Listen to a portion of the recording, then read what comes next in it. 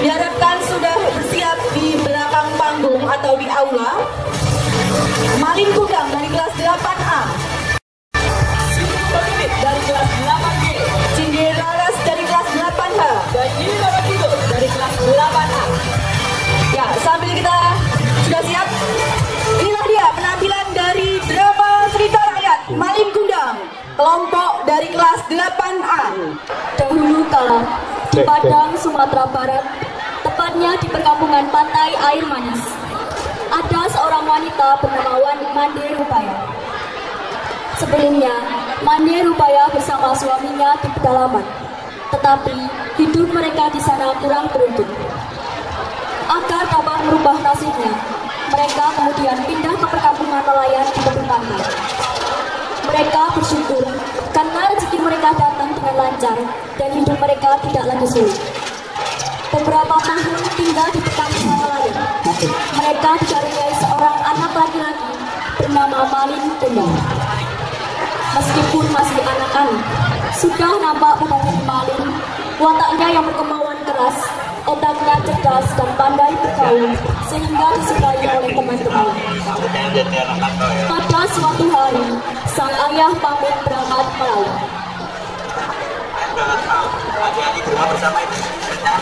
Saya, apa kan baik-baik bersama ibu?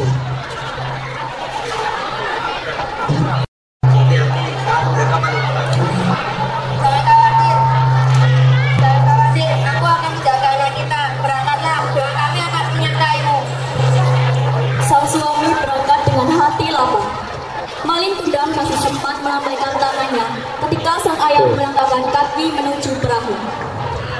Pada suatu hari, kampung nelayan dilanda wabah penyakit yang mematikan. Malin Kundang termasuk salah satu orang yang terserang. Mande Rupaya makin gelisah karena sudah beberapa hari ini suaminya belum kembali ke rumah. Apa yang terjadi dengan suamiku? Mengapa dia sudah lama tidak pulang? Apa ia terjadi musibah di tengah perjalanannya? Beberapa hari selanjutnya, akhirnya anakku sembuh juga. Nyawa Malin yang hampir melayang akhirnya dapat diselamatkan. Karena tak ketahuan berita suaminya lagi, maka Mande Rupaya memating tulang dengan berjualan kue. Setiap hari, ia menjajakan kue ke kampung-kampung. Kuenya, kue.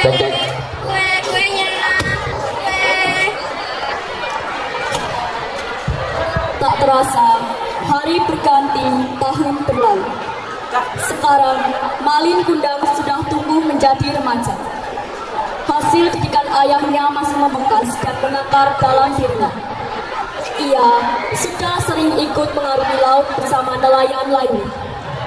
Tetapi ia tidak puas dengan keadaannya. Seringkali, ia duduk di tepi pantai sambil merenung. Jika aku tetap begini, maka nasibku akan begini.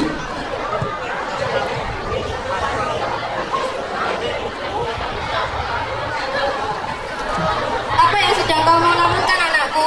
Tidak apa-apa, Bu.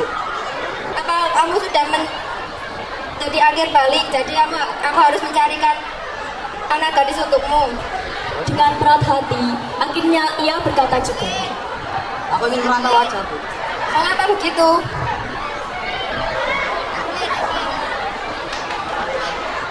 Karena aku ingin mencari nafkah untuk ibu.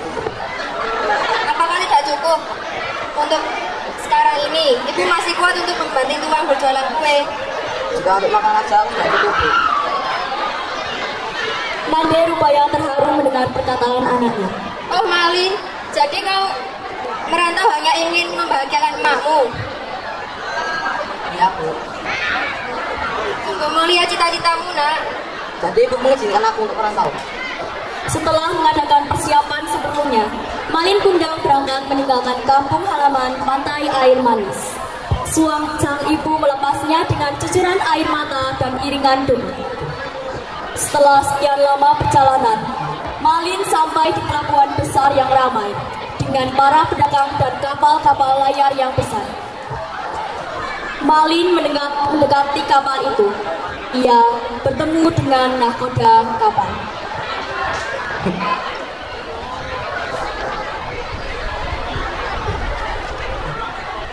Halo Tuan, Halo, siapa kamu? aku Malin Kundang Tuan. Maksud Anda kesini mau kenapa? Mau apa? Aku ingin melamar kerja Tuan. Apakah kamu mau bekerja di kapal ini? Mau Tuan. Mulai saat itu, Malin bekerja sebagai awak kapal dagang. Ia sangat rajin, cerdas, dan disayang oleh nakoda kapal. Lama-kelamaan, sang nakoda lanjut usia dan digantikan oleh Malin Kundang. Konon, ia menjadi sangat kaya raya karena menemukan harta karun di pulau terpencil. Keberhasilan dan kesuksesannya sampai ke negeri Minang, tempat kelahirannya. Malin Kundang menikah dengan seorang gadis cantik, putri saudagar kaya raya. Kehidupan Malin semakin mapan dan bahagia. Sementara itu, hari-hari berlalu terasa lambat bagi Mande Rupaya. Setiap pagi, Mande Rupaya memandang ke laut, sembari berdoa agar anaknya selamat dalam pelayaran. Ya Tuhan, di mana anakku? Mengapa dia sudah lama tidak pulang? Ya Allah, berilah keselamatan untuk dia, jauhi dari segala mara bahaya. Mande Rupaya mendapat kabar dari teman yang pernah merantau ke Malaka bahwa sekarang Malin telah menikah dengan seorang gadis cantik, putri seorang bangsawan kaya raya. Harapannya pun terkabul pada saat ada kapal megah yang akan mendarat menuju tepi pantai. Pakaian mereka berkilauan dan terlihat gembira. Burhan, teman Malin semenjak kecil, segera mendatangi Mande Rupaya dan memapah Mande Rupaya berjalan menuju tepi pantai. Jantungnya berdebar keras. Ia sangat yakin bahwa lelaki muda itu adalah anak kesayangannya, si Malin Kundang. Ibu Malin terlebih dahulu menghampiri Malin dan langsung memegang tangannya erat-erat seolah takut kehilangan anaknya lagi. Malin, ini benarkah kamu anakku? Kamu siapa? Kamu bukan ibuku. Aku ibumu, nak. Malin terpana karena dipeluk wanita itu. Ia tak percaya bahwa itu adalah ibunya. Mendengar kata-kata istrinya, Malin Kundang mendorong wanita itu hingga terguling ke pasir. Kamu itu bukan ibuku bukan seperti kamu. Aku ibumu, nak. Malin Kundang tidak menghiraukan perkataan ibunya. Melihat wanita itu hendak memeluk kakinya, Malin mendengar sambil berkata, Kamu itu bukan ibuku.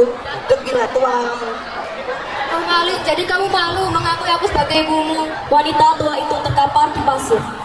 Perempuan tua itu akhirnya hanya bisa menangis.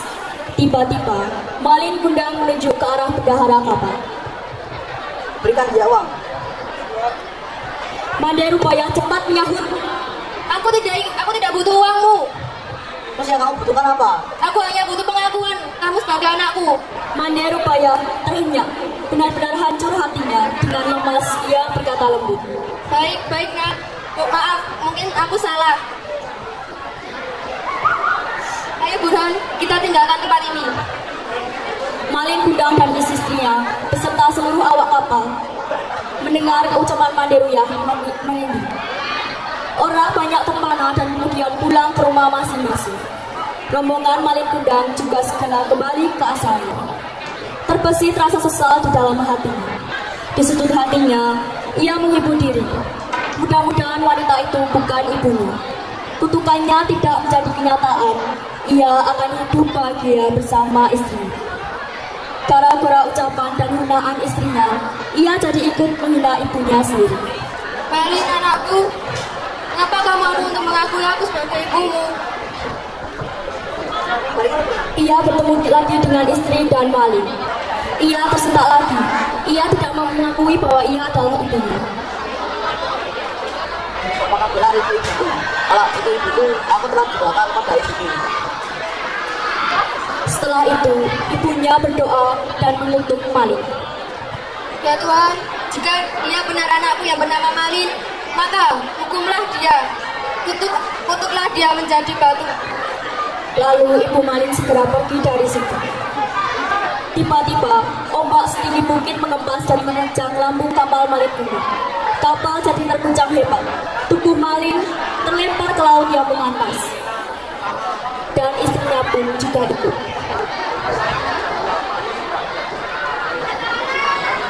Malin hanya bisa memandangi tubuh istrinya.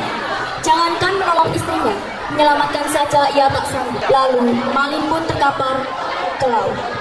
Namun nasib sudah menjadi buntu. Ombak dan angin yang dahsyat sudah menelan suara Malin. Kapal Malin terhempas dan kandas. Malin Kundang pun tewas. Ketika matahari bersinar, terlihat seperti batu yang menyerupai kapal dan manusia yang sedang bersujud minta ampun. Demikianlah, sekarang ketika ombak menghantam batu itu, terdengar lolongan suara manusia, seperti orang menyesal diri. Padahal itu adalah suara Malin Kundang. Orang yang durhaka kepada orang tuanya, terutama kepada ibunya. Orang tersebut tidak akan bisa masuk surga, kecuali setelah mendapat pengampunan dari ibunya. Demikianlah legenda Malin Kundang. Tentang kebenaran hanya Tuhan yang mengetahui. Yang jelas, hikmah dibalik kisah ini adalah seorang ibu pasti sengsara dan menderita jika anaknya tidak mengakuinya sebagai ibunya. Sekian dari kelompok kami, terima kasih. Selanjutnya kita sambut drama dari kelas 8H, Cinde Laras. Pada zaman dahulu adalah seorang raja dari kerajaan Jenggala bernama Raden Budur yang mempunyai seorang permaisuri dan seorang selur. Permaisuri adalah seorang wanita yang dekat. Maka itulah Raden Putra selalu memperhatikannya. Karena hal itu, Selir merasa iri pada permaisuri. Raden Putra juga memiliki kebiasaan memelihara ayam. Terkadang juga mengikuti kompetisi adu ayam. Dan dia selalu menang. Tidak ada yang bisa mengalahkan ayam perempuan yang sudah lama terlatih. Suatu ketika, permaisuri mendapat kabar gembira. Dia mengetahui dirinya sedang mengandung. Semula permaisuri ingin memberi kejutan bagi Raden Putra. Namun, Selir mendengarnya dan memiliki rencana jahat dengan tabib di istana. Lalu Selir berpura-pura jatuh sakit dan telah berhasil membuat Raden Putra menjadi khawatir dengan keadaan Selir. Raden Putra bertanya kepada tabib tentang penyebab sakitnya Selir. Tabib pun menjawab, Penyakit apa yang menimpa Selir?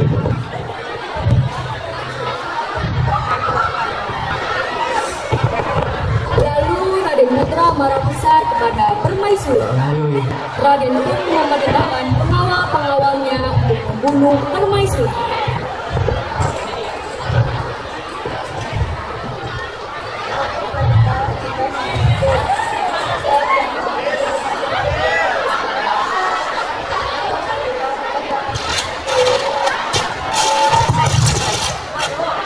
Mohon sang permaisuri. Lalu sang Selir memotong pembicaraan dan dia berkata, Dia bohong, Paduka. Semua dikatakan itu supaya dia tidak dihukum. Raden Putra geram dan menyuruh pengawalnya untuk membuang permaisuri ke dalam hutan dan membunuhnya. Setelah kembali dari hutan, salah satu pengawal menunjukkan jantung sebagai bukti pengawal itu telah membunuh permaisuri. Tentu Selir merasa gembira setelah melihatnya. Sang Selir bergumam dalam hati, Akhirnya, permaisuri itu sudah mati. Aku akan menjadi satu-satunya istri yang disayangi oleh Raden Putra. waktu demi waktu berlalu. Sudah beberapa tahun sejak permaisuri meninggalkan istana. Hingga suatu hari, Raden Putra mendengar berita bahwa seorang anak bernama Cinderella telah memenangkan kompetisi adu ayam di kota. Raden Putra merasa penasaran. Lalu Raden Putra memerintah salah satu pengawalnya untuk memanggil anak itu. Pengawal,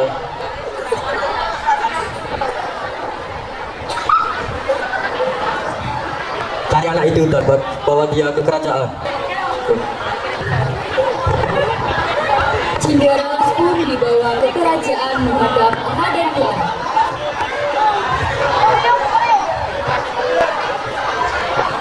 Dia terkejut dengan sikap anak itu yang sopan layaknya bangsawan. Raden Putra menantang ayam Cinderella untuk bertanding melawan ayam kerajaan. Tidak laras, saya menantang ayam milikmu itu untuk bertanding dengan ayam kerajaan. Apakah kau bersedia? Baik, Paduka. Hamba bersedia. Kamu dengan satu syarat. Jika ayam itu kamu melihat pasangan di ini. Raden Putra terkejut lalu menjawab, Jika ayammu yang kalah, apakah kau bersedia memberikan ayam itu? Raden Putra tersenyum dan menyanggupi permintaan Cinderella.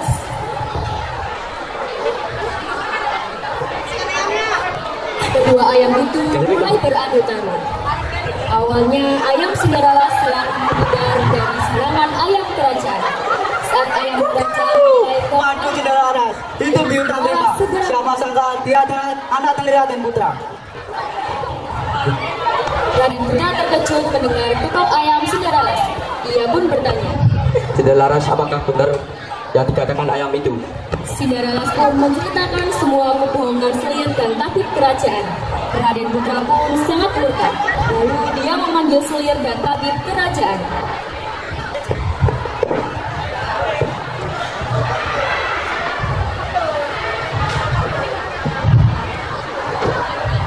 Selir, saya sudah tahu kebohonganmu kepadaku. Sekarang jelaskan perilaku kamu padaku. Salah satu pengawal yang membawa permaisuri ke hutan menjelaskan apa yang terjadi saat itu. Paduka, jatuh yang hamba bawa dari hutan adalah jatuh bukanlah jatuh permaisuri. Jatuh itu hamba ambil untuk memastikan kepastian kematian permaisuri. Hamba melakukan itu karena tidak juga. Akhirnya Selir dan tabib itu mengakuinya.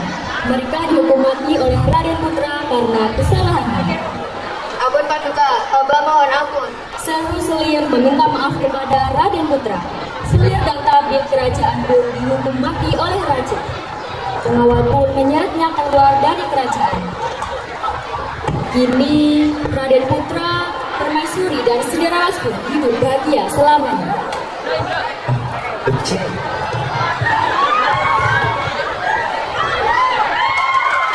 Sekian dari kami. Wassalamualaikum Warahmatullahi wabarakatuh. Berikutnya drama cerita rakyat dari kelas 8A yang akan menampilkan cerita rakyat Nyi Roro Kidul. Pada suatu hari di kerajaan bernama Pajajaran, ada seorang raja bernama Raja Siliwangi. Sang raja mempunyai hobi yaitu berburu. Suatu saat ingin mengejar binatang, sang raja tersesat di dalam hutan.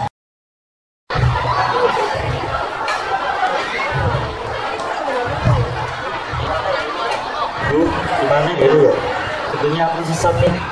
Lalu tiba-tiba muncul wanita misterius dan kemudian raja pun bertanya kepada wanita itu bagaimana cara keluar dari hutan.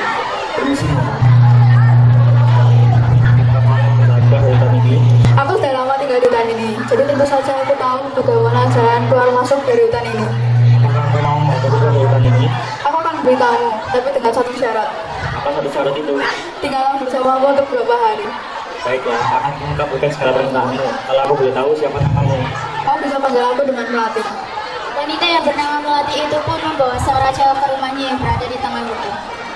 Kemudian setelah beberapa hari tinggal di situ, sang raja dan Melati saling jatuh cinta dan pada akhirnya mereka pun menikah. Tiba hari di mana sang raja pun pergi. Maaf Istriku, sebenarnya aku harus meninggalkanmu karena aku akan pergi sama aku. Ayahku sudah menyebutnya dan aku di sana. Baiklah, Assalamualaikum. Pengawalku akan mengantarmu sampai ke sana. Dan jika sempat, mampir lagi ke sini. Baiklah istriku. Akhirnya sang raja pun pergi diantar oleh pengawal Melati. Saat sampai di kerajaan, rakyat menyambut raja dengan gembira. Suatu malam, raja mendengar suara tangisan bayi. Dengan segera, raja pun pergi keluar dan sesampainya raja di suatu kamar, ia membuka pintu dan ada seorang bayi perempuan di dalam kamar itu.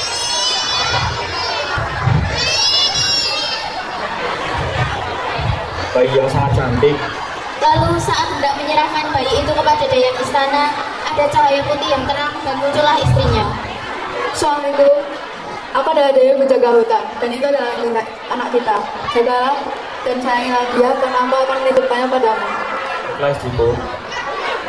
Bayi kecil itu bertumbuh menjadi seorang putri yang cantik bernama Putri Kandika. Saat raja melihat putrinya, para sang putri sangat mirip dengan ibunya, yaitu Ratu Melati. Akhirnya, raja pun mencari istrinya, namun ia tidak dapat menemukannya. Sang raja pun memilih untuk menikah lagi dengan seorang perempuan bernama Ratu Mutiara. Waktu berlalu, Ratu Mutiara pun mengandung. Tapi saat mengandung, Ratu mempunyai banyak keinginan yang aneh. Suamiku, Lalu pergilah sang raja untuk menyiapkan makanan yang seperti jamuan istana sesuai dengan permintaan Ratu Mutiara. Namun semakin hari keinginan Ratu Mutiara semakin aneh. Tidak bisa seperti itu dong. Ketika kita adalah anak kandungmu. jika Putrika Dita masih di istana, maka kasih sayang raja akan dibagi dua, dan aku tidak akan membiarkan hal itu terjadi. Suatu hari Ratu Mutiara pergi kepada penyihir. Ia meminta agar si penyihir memberi mantra agar Putrika Dita dapat keluar dari istana, dan penyihir itu pun menyetujui permintaan Ratu Mutiara. Dan pada suatu malam ada asap tebal beracun yang masuk ke kamar Putrika Dita, tetapi sang putri tidak bisa merasakannya. Pada pagi hari, sang putri terkejut karena wajah dan badannya dipenuhi bintik-bintik bernanah. Tidak! Apa yang terjadi dengan tubuhku? Mendengar teriakan sang putri, raja pun bergegas menuju ke kamar Putrika Dita dan terkejut melihat keadaannya. Ada apa Putrika Dita? Lalu, ia pun memanggil banyak sekali tabib, tetapi tidak ada satu tabib pun yang dapat menyembuhkannya. Ratu Mutiara pun datang dan berbicara kepada raja. Suamiku, sebaiknya kita asingkan Putrika Dita saja, karena kita tidak tahu kapan penyakit ini akan sembuh. Ini juga demi kepentingan rakyat dan jalan kita nanti. Dengan berat hati, raja pun menyetujui permintaannya. Baiklah, jika itu dibutuhkan kita semua bersama. Setelah itu, Putrika Dita pun keluar dari istana dan pergi ke gunung untuk bertapa. Setelah bertapa berbulan-bulan, akhirnya doanya pun terjawab. Putrika Dita kebingungan saat mendengar perintah tersebut, karena di gunung itu tidak ada seorang pun selain dirinya. Siapakah engkau? Aku adalah ibumu, wahai Putrika Dita. Ibu, baiklah ibu, aku akan pergi ke pantai selatan sesuai dengan perintahmu. Setelah itu, Putrika Dita pun berjalan ke pantai selatan, dan itu butuh waktu beberapa hari untuk sampai ke sana. Saat di pantai selatan, Putrika Dita pun masuk ke dalam air, dan seketika penyakitnya pun hilang. Terima kasih laut, kau telah menyembuhkanku di saat semua orang tidak bisa menyembuhkanku. Saat itu pula, Putrika Dita pun memutuskan untuk tinggal di laut dan membangun istana di dalamnya. Dan sekarang dia dikenal sebagai Nyi Roro Kidul, dan itulah asal mula Nyi Roro Kidul. Sekian pertunjukan dari kami, terima kasih.